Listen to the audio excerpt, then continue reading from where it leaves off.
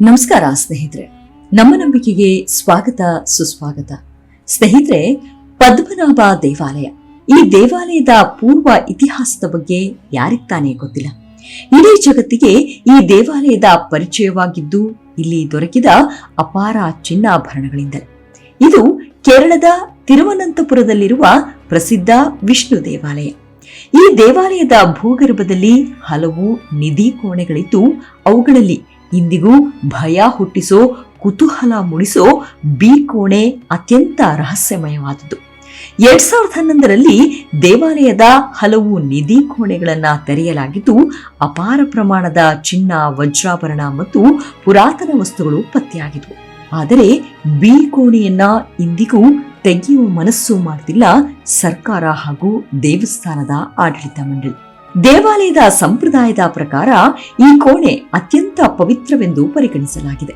ನಾಗರ ಚಿಹ್ನೆಗಳಿರುವುದರಿಂದ ಇದರ ಬಗ್ಗೆ ಹಲವು ದಂತಕಥೆಗಳು ಈಗಾಗಲೇ ಹರಿದಾಡಿವೆ. ನಾನಾ ಕಥಾನಕಗಳು ತಳುಕು ಹಾಕಿಕೊಂಡಿವೆ. ಬಾಗಿಲಿನ ಮೇಲೆ ನಾಗರ ಚಿಹ್ನೆಗಳಿರುವುದರಿಂದ ನಾಗಾಬಂಧನ ಮಂತ್ರದಿಂದ ಕೋಣೆಯನ್ನ ಮುಚ್ಚಲಾಗಿದೆ ಎಂಬ ನಂಬಿಕೆ ಕೆಲವರಲ್ಲಿದೆ. ಈ ಕೋಣೆಯೊಳಗೆ ಅಪಾರ ಖಜಾನೆ ಮತ್ತು ಧಾರ್ಮಿಕ ಮಹತ್ವದ ವಸ್ತುಗಳು ಇರಬಹುದು ಎಂಬ ಊಹೆಗಳಿವೆ. ಆದರೆ ಇದಕ್ಕೆ ಸಂಬಂಧಿಸಿದ ದೃಢವಾದ ಅಧಿಕೃತ ಮಾಹಿತಿ ಸಾರ್ವಜನಿಕವಾಗಿ ಲಭ್ಯವಿಲ್ಲ. ಆದರೆ ಮೇಲ್ನೋಟಕ್ಕೆ ಮಾತ್ರ ನಾಗಾಬಂಧನ ಮಾಡಿರಬಹುದಾದ ಮುನ್ಸೂಚನೆಯಂತೂ ಆ ಚಿಹ್ನೆಯಿಂದಲೇ ತಿಳಿದು ಬರುತ್ತೆ. ಅನಾದಿ ಕಾಲದ ಬಂಧನಗಳಲ್ಲಿ ನಾಗಮುದ್ರೆ ಅಥವಾ ನಾಗಾಬಂಧ ಅತ್ಯಂತ ಅಪಾಯಕಾರಿ ಹಾಗೂ ಕಠಿಣ ಎಂದೇ ಭಾವಿಸಲಾಗಿದೆ. ಅಷ್ಟಕ್ಕೂ ನಾಗಾಬಂಧನ ಅಂದ್ರೇನು? ಈ ತಂತ್ರ ಅಷ್ಟೊಂದು ಅಪಾಯಕಾರಿಯಾದದ್ದ? ಈ ಬಗ್ಗೆ ನಮ್ಮ ತಂತ್ರ ಆಗಮ ಶಾಸ್ತ್ರಗಳು ಏನ್ ಹೇಳ್ತವೆ ಅನ್ನೋದನ್ನ ಈ ಸಂಚಿಕೆಯಲ್ಲಿ ಹೇಳ್ತಾ ಹೋಗ್ತೀನಿ. ಅದಕ್ಕೂ ಮುನ್ನ ನಮ್ಮ ನಂಬಿಕೆಗೆ ನಿಮ್ಮ ಬೆಂಬಲವಿರಲಿ. ಎಲ್ಲಾ ವಿಧದ ತ್ವಚೆಯ ಸಮಸ್ಯೆಗಳಿಗೆ ಧೀಮಹಿ ಪ್ರಾಡಕ್ಟ್ ರಾಮಬಾಣದಂತೆ ಕೆಲಸ ಮಾಡುತ್ತೆ. ಕೇವಲ 3 ದಿನದಲ್ಲೇ ವ್ಯತ್ಯಾಸ ನೋಡ್ತೀರಾ. ಯಾವುದೇ ಅಡ್ಡ ಪರಿಣಾಮಗಳಿಲ್ಲ. ಕೆಮಿಕಲ್ ರಹಿತವಾದ 16 ನೈಸರ್ಗಿಕ ಪದಾರ್ಥಗಳ ಮಿಶ್ರಣದಿಂದ ತಯಾರಾದ 100% ಆರ್ಗ್ಯಾನಿಕ್ ಧೀಮಹಿ ಪ್ರಾಡಕ್ಟ್. ಹೆಚ್ಚಿನ ಮಾಹಿತಿಗಾಗಿ ಕೆಳಕಂಡ ದೂರವಾಣಿಗೆ ಸಂಪರ್ಕಿಸಿ. ಸ್ನೇಹಿತರೆ, ಮೊದಲಿಗೆ ನಾಗಾಬಂಧನ ವಿದ್ಯೆ ಎಂಬುದು ಭಾರತೀಯ ಪುರಾಣಗಳು, ತಾಂತ್ರಿಕ ಸಂಪ್ರದಾಯಗಳು ಮತ್ತು ಜನಪದ ಕಥೆಗಳಲ್ಲಿ ಉಲ್ಲೇಖವಾಗುವ ಒಂದು ನಿಗೂಢ ಪರಿಕಲ್ಪನೆ. ನಾಗ ಎಂದರೆ ಹಾವು ಅಥವಾ ದೈವಿಕ ಸರ್ಪಶಕ್ತಿ. ಬಂಧನ ಎಂದರೆ ಕಟ್ಟಿ ಹಾಕುವುದು ಅಥವಾ ರಕ್ಷಾ ಕವಚವನ್ನ ನಿರ್ಮಿಸುವುದು. ಈ ಎರಡೂ ಪದಗಳು ಸೇರಿ ನಾಗಾಬಂಧನ ಎಂಬ ಪದ ರೂಪುಗೊಂಡಿದೆ.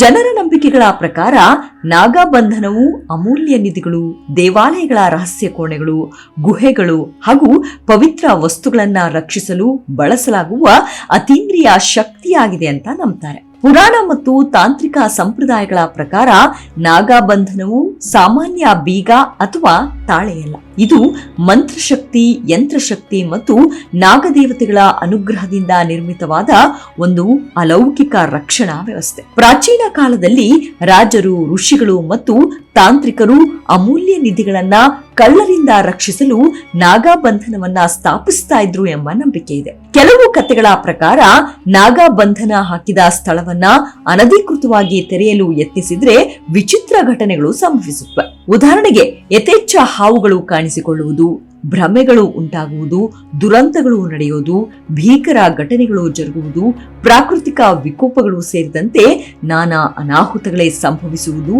ಎಂದು ನಂಬುತ್ತಾರೆ. ಹಿಂದೂ ಧರ್ಮದಲ್ಲಿ ನಾಗಗಳಿಗೆ ವಿಶೇಷ ಸ್ಥಾನವಿದೆ. ನಾಗರಾಜ ವಾಸುಕಿ, ತಕ್ಷಕ, ಕಾರ್ಕೋಟ ಮತ್ತು ಅನಂತ ಶೇಷರು ಪ್ರಮುಖ ನಾಗದೇವತೆಗಳೆಂದು ಪೂಜಿಸಲ್ಪಡ್ತಾರೆ. ವಾಸುಕಿ ಸಮುದ್ರ ಮಂಥನದಲ್ಲಿ ದೇವರು ಮತ್ತು ಅಸುರರು ಹಗ್ಗದಂತೆ ಬಳಸಿದ ನಾಗರಾಜ. ಅನಂತ ಶೇಷ ಬ್ರಹ್ಮಾಂಡವನ್ನು ಧರಿಸಿರುವ ನಾಗನಾಗಿ ವರ್ಣಿಸಲ್ಪಟ್ಟಿದ್ದಾನೆ. ಪುರಾಣಗಳ ಪ್ರಕಾರ ನಾಗಗಳು ಕೇವಲ ಹಾವುಗಳಲ್ಲ, ಅವು ಭೂಗರ್ಭದಲ್ಲಿರುವ ಸಂಪತ್ತು ಮತ್ತು ರಹಸ್ಯ ಜ್ಞಾನಗಳ ರಕ್ಷಕರಾಗಿದ್ದಾರೆ. ಇದೇ ಕಾರಣದಿಂದ ನಿಧಿಗಳೊಂದಿಗೆ ನಾಗಾಬಂಧನದ ಕಥೆಗಳು ಹೆಚ್ಚಾಗಿ ಸಂಬಂಧಿಸಲ್ಪಟ್ಟಿವೆ. ಭಾರತದ ವಿವಿಧ ಭಾಗಗಳಲ್ಲಿ ಪುರಾತನ ಅರಮನೆಗಳು, ದೇವಾಲಯಗಳು ಮತ್ತು ಗುಹೆಗಳಲ್ಲಿ ಅಡಗಿರುವ ನಿಧಿಗಳ ಬಗ್ಗೆ ಅನೇಕ ಜನಪದ ಕಥೆಗಳು ಇವೆ. ಅಂತಹ ಕಥೆಗಳಲ್ಲಿ ನಾಗಾಬಂಧನ ಪ್ರಮುಖವಾಗಿ ಕಾಣಿಸಿಕೊಳ್ಳುತ್ತದೆ. ನಂಬಿಕೆಗಳ ಪ್ರಕಾರ ನಿಧಿಯನ್ನ ರಕ್ಷಿಸಲು ನಾಗಾಬಂಧನ ಸ್ಥಾಪಿಸಲಾಗುತ್ತದೆ.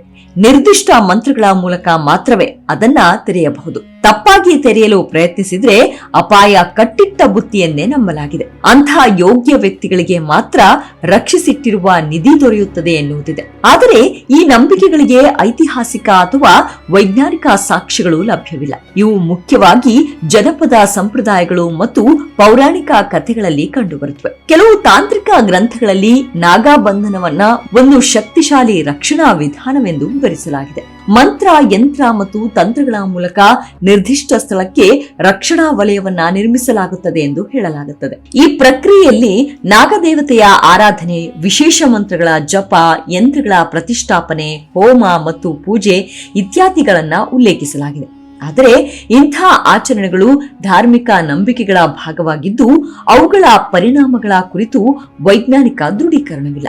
ಭಾರತದ ಹಲವಾರು ಪ್ರಾಚೀನ ದೇವಾಲಯಗಳ ಕುರಿತು ನಾಗಬಂಧನದ ಕಥೆಗಳು ಪ್ರಸಿದ್ಧವಾಗಿವೆ. ಕೆಲವು ದೇವಾಲಯಗಳಲ್ಲಿ ಮುಚ್ಚಿರುವ ಕೋಣೆಗಳು ಅಥವಾ ಬಾಗಿಲುಗಳ ಬಗ್ಗೆ ನಾಗರಕ್ಷಣೆ ಇದೆ ಎಂಬ ಚರ್ಚೆ ಇದ್ದೇ ಇದೆ. ಅದರಲ್ಲೂ ವಿಶೇಷವಾಗಿ ಶ್ರೀ ಅನಂತ ಪದ್ಮನಾಭ ಸ್ವಾಮಿ ದೇವಸ್ಥಾನಕ್ಕೆ ಸಂಬಂಧಿಸಿದ ಕೆಲವು ಜನಪ್ರಿಯ ಕಥೆಗಳಲ್ಲಿ ನಾಗಬಂಧನದ ಉಲ್ಲೇಖಗಳು ಕೇಳಿಬರುತ್ತವೆ. ದೇವಾಲಯದ ಕೆಲವು ಭಂಡಾರ ಕೋಣೆಗಳ ಬಗ್ಗೆ ನಾಗರಕ್ಷಣೆ ಇದೆ ಎಂದು ಜನಪದ ಕಥೆಗಳು ಹೇಳುತ್ತವೆ. ಜನಪದ ಕಥೆಗಳ ಪ್ರಕಾರ ನಾಗಬಂಧನವನ್ನ ಮುರಿಯಲು ನಾಗಮಂತ್ರಗಳ ಜ್ಞಾನವಿರಬೇಕು. ಜ್ಞಾನ ಸಂಪಾದಿಸಿದ ಗುರುಗಳ ಮಾರ್ಗದರ್ಶನ ಕಡ್ಡಾಯ. ದೈವಾನುಗ್ರಹ ಇರಲೇಬೇಕು. ಜೊತೆಗೆ ವಿಶೇಷ ತಾಂತ್ರಿಕ ಆಚರಣೆಗಳು ಅಗತ್ಯವಿರುತ್ತದೆ ಎಂದು ಹೇಳಲಾಗುತ್ತದೆ. ಆದರೆ ಇಂತಹ ವಿಧಾನಗಳ ಬಗ್ಗೆ ಲಭ್ಯವಿರುವ ಮಾಹಿತಿಯು ಕೇವಲ ನಂಬಿಕೆಗಳ ಮೇಲೆ ಆಧಾರಿತವಾಗಿರುವಂಥದ್ದು. ಅವುಗಳಿಗೆ ಪ್ರಾಯೋಗಿಕ ಅಥವಾ ವೈಜ್ಞಾನಿಕ ಸಾಕ್ಷ್ಯಗಳಿರುವುದಿಲ್ಲ.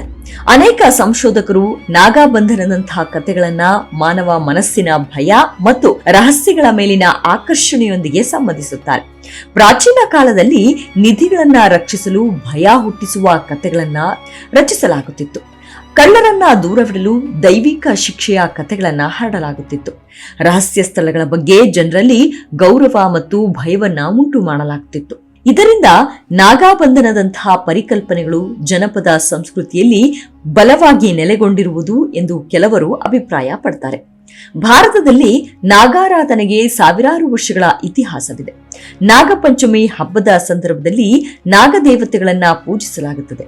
ನಾಗಪಂಚಮಿ ದಿನ ನಾಗಗಳಿಗೆ ಹಾಲು ಅರ್ಪಿಸುವುದು, ನಾಗದೇವರ ದೇವಸ್ಥಾನಗಳಿಗೆ ಭೇಟಿ ನೀಡುವುದು ಮತ್ತು ವಿಶೇಷ ಪೂಜೆಗಳನ್ನ ನಡೆಸುವುದು ಸಾಮಾನ್ಯ ಸಂಪ್ರದಾಯ. ನಾಗಾರಾಧನೆಯ ಈ ಪರಂಪರೆಯೇ ನಂತರ ನಾಗಬಂಧನಂತಹ ನಂಬಿಕೆಗಳಿಗೆ ಆಧಾರವಾಗಿರಬಹುದು ಎಂದು ಇತಿಹಾಸಕಾರರು ಅಭಿಪ್ರಾಯ ಪಡ್ತಾರೆ. ಸಾಹಿತ್ಯ ಮತ್ತು ಜನಪದ ಕಥೆಗಳಲ್ಲಿ ನಾಗಬಂಧನ ಕನ್ನಡ, ಸಂಸ್ಕೃತ ಹಾಗೂ ಇತರೆ ಭಾಷೆಗಳಲ್ಲಿ ಬುಡಕಟ್ಟು ಆಚರಣೆಗಳಲ್ಲಿ ಜನಪದ ಕಥೆಗಳಲ್ಲಿ ನಾಗಬಂಧನದ ಉಲ್ಲೇಖ ಕಂಡುಬರುತ್ತದೆ. ಸಾಮಾನ್ಯವಾಗಿ ಕಥೆಯ ನಾಯಕನು ಗುಪ್ತ ನಿಧಿಯನ್ನ ಹುಡುಕುವುದು, ನಾಗರಕ್ಷಿತ ಗುಹೆಯನ್ನ ಪ್ರವೇಶಿಸುವುದು, ಮಂತ್ರದ ಮೂಲಕ ಬಂಧವನ್ನ ಮುರಿಯುವುದು, ಕೊನೆಯಲ್ಲಿ ದೈವಾನುಗ್ರಹ ಪಡೆಯುವುದು ಇಂತಹ ಕಥಾರೂಪಗಳನ್ನ ಕಾಣಬಹುದು. ಈ ಕಥೆಗಳು ಜನರಲ್ಲಿ ಕುತೂಹಲ ಮತ್ತು ನೈತಿಕ ಸಂದೇಶವನ್ನ ಮೂಡಿಸಲು ರಚಿಸಲ್ಪಟ್ಟಿವೆ. ವೈಜ್ಞಾನಿಕವಾಗಿಯೂ ನೋಡಿದರೆ ನಾಗಬಂಧನ ಎಂಬ ಅಲೌಕಿಕ ರಕ್ಷಣಾ ವ್ಯವಸ್ಥೆ ಅಸ್ತಿತ್ವದಲ್ಲಿದೆ ಎಂಬುದಕ್ಕೆ ಯಾವುದೇ ದೃಢವಾದ ಸಾಕ್ಷ್ಯಗಳಿಲ್ಲ. ಇತಿಹಾಸಕಾರರು ಮತ್ತು ಪುರಾತತ್ವ ತಜ್ಞರ ಪ್ರಕಾರ ನಿಧಿಗಳನ್ನ ಭೌತಿಕ ರಕ್ಷಣಾ ವ್ಯವಸ್ಥೆಗಳಿಂದ ರಕ್ಷಿಸಲಾಗುತ್ತಿತ್ತು. ಗುಹೆಗಳು ಮತ್ತು ಕೋಣೆಗಳಿಗೆ ಸಂಕೀರ್ಣ ಬೀಗಗಳನ್ನ ಬಳಸಲಾಗುತ್ತಿತ್ತು. ನಾಗಬಂಧನದ ಕಥೆಗಳು ಜನಪದ ನಂಬಿಕೆಗಳ ಭಾಗವಾಗಿರಬಹುದು. ಆದ್ದರಿಂದ ನಾಗಬಂಧನವನ್ನು ಧಾರ್ಮಿಕ ಮತ್ತು ಸಾಂಸ್ಕೃತಿಕ ಪರಿಕಲ್ಪನೆಯಾಗಿ ಅರ್ಥ ಮಾಡಿಕೊಳ್ಳುವುದು ಸೂಕ್ತ. ನಾಗಬಂಧನ ವಿದ್ಯೆ ಭಾರತೀಯ ಸಂಸ್ಕೃತಿ, ಪುರಾಣ, ತಂತ್ರ ಮತ್ತು ಜನಪದ ನಂಬಿಕೆಗಳಲ್ಲಿ ಮಹತ್ವದ ಸ್ಥಾನ ಪಡೆದಿರುವ ಒಂದು ನಿಗೂಢ ಪರಿಕಲ್ಪನೆ. ನಾಗಗಳ ಸಂಪತ್ತು, ರಹಸ್ಯ ಜ್ಞಾನ ಮತ್ತು ದೈವಿಕ ರಕ್ಷಣೆಯ ಸಂಕೇತಗಳಾಗಿ ಕಾಣಿಸಿಕೊಂಡಿರುವುದರಿಂದ ನಾಗಬಂಧನದ ಕಥೆಗಳು ಶತಮಾನಗಳಿಂದ ಜನರಲ್ಲಿ ಕುತೂಹಲ ಮೂಡಿಸಿವೆ. ನಿಧಿಗಳು, ದೇವಾಲಯಗಳ ರಹಸ್ಯ ಕೋಣೆಗಳು ಮತ್ತು ಗುಹೆಗಳೊಂದಿಗೆ ಇದರ ಸಂಬಂಧವನ್ನ ಅನೇಕ ಕಥೆಗಳು ವಿವರಿಸುತ್ತವೆ. ಆದರೆ ನಾಗಬಂಧನದ ಕುರಿತು ಲಭ್ಯವಿರುವ ಮಾಹಿತಿಯು ಬಹುಭಾಗವು ಪುರಾಣಗಳು, ಜನಪದ ಕಥೆಗಳು ಮತ್ತು ಧಾರ್ಮಿಕ ನಂಬಿಕೆಗಳ ಆಧಾರದ ಮೇಲೆ ನಿರ್ಮಿತವಾಗಿದ್ದು ವೈಜ್ಞಾನಿಕವಾಗಿ ದೃಢೀಕರಿಸಲ್ಪಟ್ಟಿಲ್ಲ. ಆದರೂ ಇದು ಭಾರತೀಯ ಪರಂಪರೆಯ ಅತ್ಯಂತ ರೋಚಕ ಮತ್ತು ನಿಗೂಢ ವಿಷಯಗಳಲ್ಲಿ ಒಂದಾಗಿ ಇಂದಿಗೂ ಜನರನ್ನ ಆಕರ್ಷಿಸುತ್ತವೆ. ತಂತ್ರಶಾಸ್ತ್ರಗಳಲ್ಲಿ ಈ ಪದ್ಧತಿ ಇಂದಿಗೂ ಪ್ರಚಲಿತದಲ್ಲಿದೆ. ಒಮ್ಮೆ ಈ ವಿದ್ಯೆ ಪ್ರಯೋಗವಾದ್ರೆ ಆ ಗುರುವಿನಿಂದ ಮಾತ್ರವೇ ಇದರ ಬಂಧನ ಬಿಡಿಸಲು ಸಾಧ್ಯ. ಇಲ್ಲದಿದ್ದರೆ ಅಂತಹ ನಿಪುಣ ತಾಂತ್ರಿಕನಿಂದ ಮಾತ್ರವೇ ಪರಿಪೂರ್ಣವಾಗುತ್ತೆ. ಇಲ್ಲದಿದ್ದರೆ ಅನರ್ಥವೇ ನಡೆಯುತ್ತೆ ಅನ್ನೋ ಆತಂಕದ ವಿಚಾರಗಳು ಒಮ್ಮೊಮ್ಮೆ ಮನುಷ್ಯನ ಮನಸ್ಸನ್ನ ಸೋಲಿಸಿ ಬಿಡುತ್ತವೆ. ಆದ್ರೆ ಕಾಲ ಉರುಳಿದಂತೆ ಒಂದೊಂದೇ ರಹಸ್ಯಗಳು ತನ್ನಿಂತಾನೇ ಹೊರ ಬರುತ್ತಲೇ ಇರುತ್ತೆ. ಅದಕ್ಕೆ ಯಾರ ಅಡೆತಡೆಯೂ ಇಲ್ಲ, ಯಾರ ಅಪ್ಪಣೆಯೂ ಕೂಡ ಬೇಕಾಗಿಲ್ಲ. ಸಮಯ ಬರುವವರೆಗೂ ಕಾಯಲೇಬೇಕಷ್ಟೆ. ಕಾಲಚಕ್ರದ ಕೈಗೊಂಬೆಗಳಾಗಿರುವ ಮನುಷ್ಯ ಏನ್ ತಾನೇ ಮಾಡೋದಕ್ಕೆ ಸಾಧ್ಯ? ಕೇವಲ ಭಯ, ಆತಂಕ, ಅಂತೆಕಂತೆ, ವಿಸ್ಮಯ, ಕುತೂಹಲ, ಅಚ್ಚರಿ ಹೀಗೆ ಕಲ್ಪನೆಗೂ ಮೀರಿದ ವಿಚಾರವನ್ನ ಚರ್ಚೆ ಮಾಡೋ ತಾಕತ್ತಿರೋದು ಮನುಷ್ಯ ಅನ್ನೋ ಜೀವಿಗೆ ತಾನೆ. ಇವಿಷ್ಟು ನಾಗಾಬಂಧನದ ಕುರಿತಾದ ಸಣ್ಣದಾದ ಮಾಹಿತಿ. ಮುಂದಿನ ಸಂಚಿಕೆಯಲ್ಲಿ ಮತ್ತೆ ಸಿಗೋಣ. ಅಲ್ಲಿಯವರೆಗೂ ನಿಮ್ಮ ಆರೋಗ್ಯದ ಕಡೆ ಗಮನವಿರಲಿ. Take care. ನಮಸ್ಕಾರ.